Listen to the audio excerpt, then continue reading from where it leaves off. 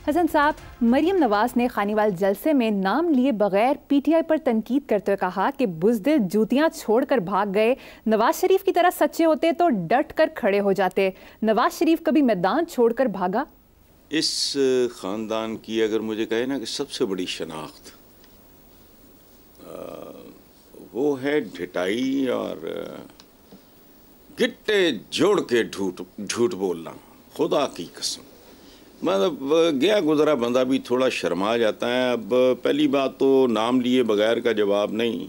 अच्छा, दूसरी बात ये है कभी मैदान छोड़ के भागा, सच्चे होते। अच्छा, तुम सच्चे नहीं हो भाई, तुम सियाने हो, जूतियाँ छोड़ कर नहीं भागते, सैकड़ों बैगों के साथ भागते हो। जद्दे जाना हो, इंग्लैंड में मुस्तकिल ठिकाने वैसे ही बना लेते हो, असली घर तो तुम्हारे वैसे बाहर हैं। अच्छा, तफसील सुनो ज़रा, हंसी आती है। पता नहीं लोगों की याददाश्त पे इनको, लोगों को ठीक है बेवकूफ़ समझो, लेकिन बिल्कुल पागल तो नहीं है। ये जब 22 सूटकेसेस जम्बू साइज़ के उठा के भागा, 7 खानसामे भी थे, याशी की इंतहा। देखो ये तो सिर्फ जूते दो छोड़ के भागे हैं।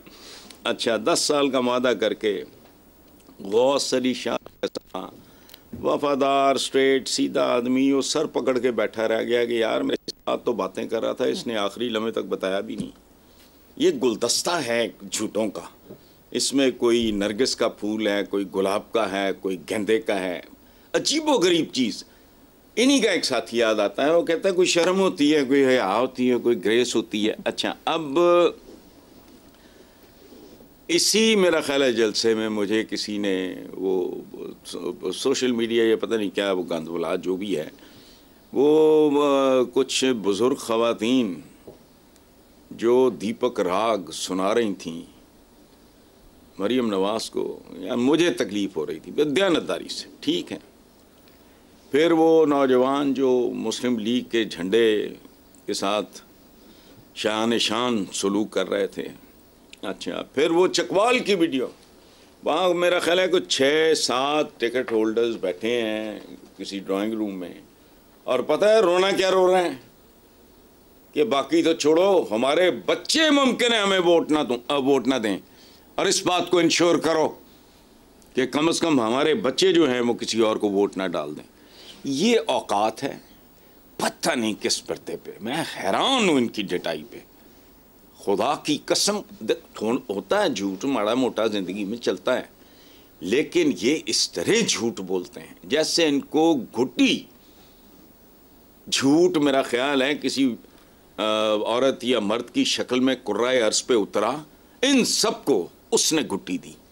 वो जो पैदा होते ही नहीं बच्चे को शहद वैद चिटाते ही जो कुछ है, खुदा की पनाह यार, मुमकिन हो तो इनका जिक्र कम करो, तबीयत ख़राब हो जाती है ऑनेस्टली। लेकिन हसन साहब, मेरा एक सवाल है, नवाज शरीफ जलसों में कोई खास शिरकत नहीं कर रहे, हाफिजाबाद जलसे में भी सिर्फ चंद मिनट की तकरीर की, क्या वजह हो सकती है? नहीं, वजह क्या होनी है, कहने को है कुछ नहीं, खौफ चेहरे पे लिखा हुआ है। अच्छा, और चूँकि इनको इतने साल हो गए इसी दश्त की सयाही में, तो ये बहुत अच्छी तरह जानते हैं कि अगर इनको पकड़ धकड़ ऊंच नीच जादू टूने के जोर पे ही आ भी गए तो इनका अंजाम भयानक है। देखें, नवाज शरीफ के पास इतने सालों का सारी गंदगी गलाजत का तजर्बा है, ठीक है। बिलो एवरेज आदमी भी हो, बहुत बिलो एवरेज आदमी भी 40-45 साल एक धंधे में जब गुजारता है तो उसको शुद्ध बुद्ध तो हो जाती है। ही एग्जैक्टली नोज हिज फ्यूचर। मैंने आपके कल वाले प्रोग्राम में भी कहा था कि इसका अंजाम इसके चेहरे पे लिखा है। मरियम बेहतर परफॉर्मेंस दे रही है, कम से कम दिखाने दिखाने की हद तक, तो वो उसको कवर करने की कोशिश कर रही है, लेकिन सवाल ही नहीं पैदा होता। और nothing more than that, it is written on his face. किसी जाके साइकोलॉजिस्ट से पूछ लो कि नवाज शरीफ के चेहरे पे क्या लिखा है। ठीक है, इबरतनाक अंजाम जी। दूसरी तरफ साबिक वज़ीर आज़म शाहिद खाकान अब्बासी ने कहा कि नून लीग डकैती से इक़्तिदार में आना चाहती है, वज़ीर आज़म बेख्तियार होता है। पता नहीं, मुझे नहीं समझ आती इन लोगों को, जैसे बड़ी इनकी बातों में कॉन्ट्रडिक्शन होती है बाज़ औक़ात। शाहिद खाकान बहुत बेहतर आदमी है इनमें से, इसीलिए फाइनली मतलब जैसे निसार अली खान, ये तुम देखोगी कि जो बावकार आदमी इनमें से निस्बतन बेहतर लोग, वो एक एक एक एक करके छोड़ते जा रहे हैं। निसार अली खान के बारे में क्या ख्याल है? I have never met him, मुझे कोई मेरा तो सलाम दुआ भी नहीं है, देखा भी नहीं है कभी, लेकिन डेफिनेटली वो एक ख़ानदानी बावकार सा आदमी था। चला गया, उसने कहा इन लोगों की मैं औलादों का। अच्छा, अब ये अब्बासी साहब ने यहाँ को शर्म लिहाज किया है पुराने ताल्लुक का कि नून लीग कब डकैती के ज़रिए इक़्तिदार में नहीं आई? मुझे ये बताओ। नवाज शरीफ जब पहली बार आया है तो लोग पूछते थे कौन है, और ऐसे ऐसे नाम देते थे जिसका हिसाब कोई नहीं है। वो ये कौन है? ये सूरत हाल। अच्छा, फिर पहला बाकायदा डाका जो उसने डाला वो था पीपल्स पार्टी पे। अच्छा, उसके बाद बजरिया मोटरवे मुल्क की मईशत पे, कभी सुप्रीम कोर्ट पे डाका, कभी छांगे मांगे में डाका, कभी मैरियट इस्लामाबाद में डाका।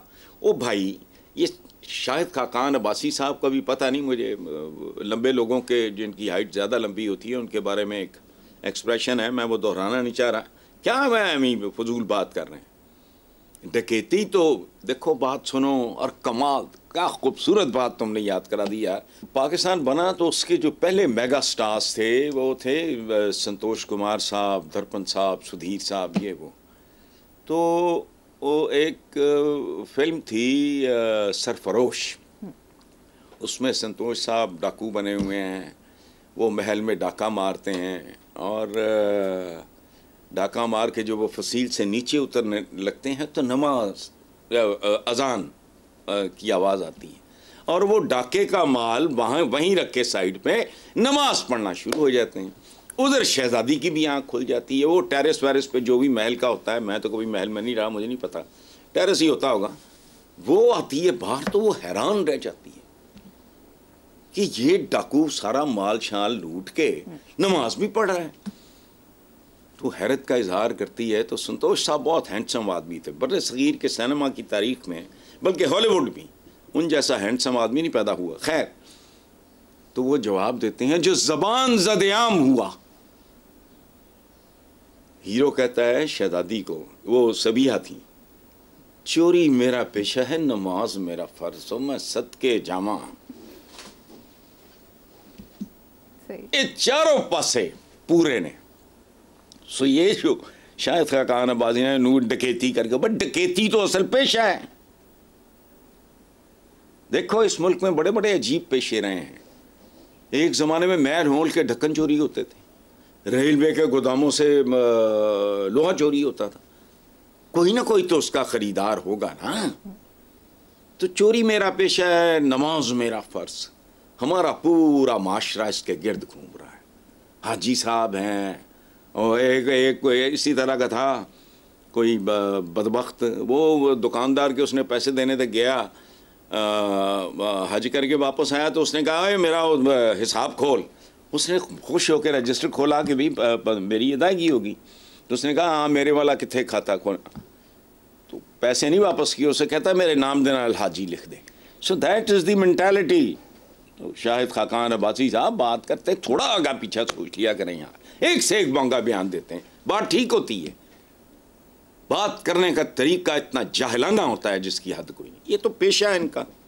चलो ठीक है हसन साहब, दूसरी तरफ इसहाक डार का कहना है कि हम कोई अनाड़ी नहीं है, मईशत संभालेंगे, IMF के पास जाने का फैसला किया तो कमर कसना होगी। यार वो अनाड़ी नहीं है, ये बात तो ठीक है, मैं इसको कैसे चैलेंज करूं? अपनी मईशत इस खानदान ने नहीं संभाली, समदी शरीफ ने। इसको इसहाक डार ना कहा करो, इसहाक शरीफ कहा करो।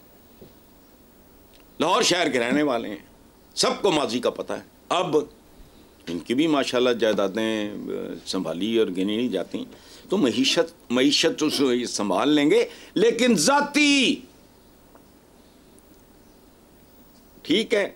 ये बंदा वही है ना जो कहता था मैं आंखों में आंखें डाल के, वो तेरी सुरमा लगी ही आंखा चक्खा कोई पा सकता है?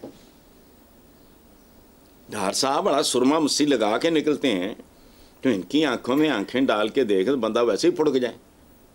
ऐसी सुरमीली और शर्मीली और जहरीली और नशीली आंखें, IMF की आंखों में आंखें डाली। भाई छोड़ो इनको, सब गपौड़ी हैं ये।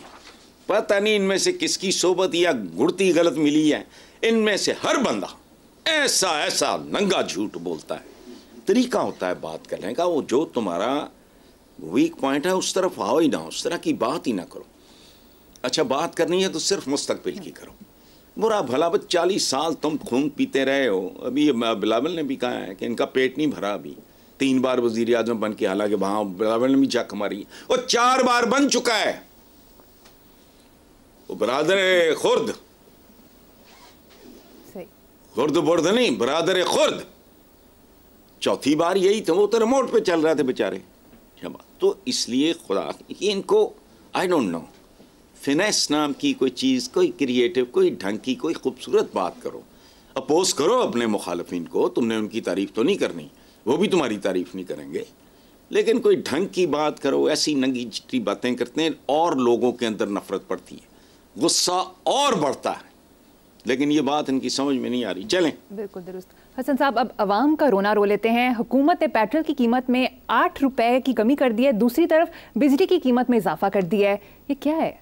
इसे कहते हैं हाथ की सफाई, इसे कहते हैं ठगी, इसे कहते हैं वारदाती नौसरबाज। नौसरबाज, नौसरबाज क्या होता है बताया था ना एक बार, याद है आपको जी।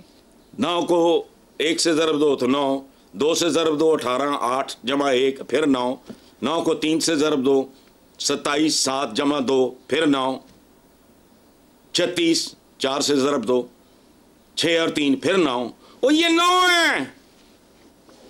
ये सारे लोग जो है ना ये, अच्छा इस इधर तो भारी मैंडेट की हुकूमतों ने दाएं बाएं से ना वारदातें एक हाथ से देते हैं, दूसरे हाथ से दुगना छीन लेते हैं।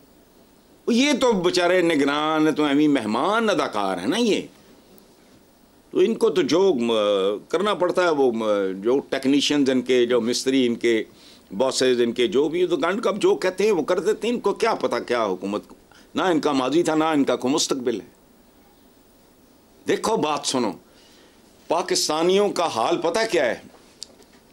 सियाने एक बात कहा करते थे कि ऊपर वाली जेब है ना, ये वाली जेब, ये होती है चोर की।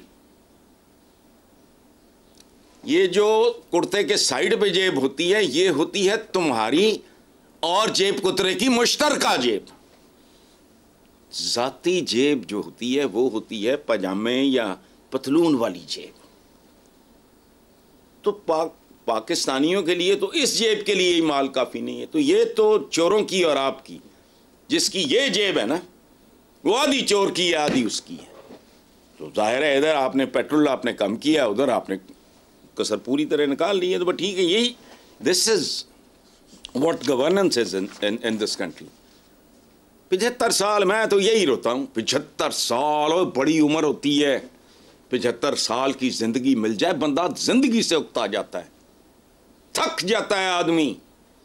नतीजा देख लो, सारी बड़कें, सारी बकवास, हर बात एक तरफ रखो, नतीजा मोटी बात, इस पे कोई आर्गुमेंट नहीं। लोगों को इन्होंने जलीलो खार कर दिया। अब ये तो छोटी सी वारदात है, खैर है, चलें।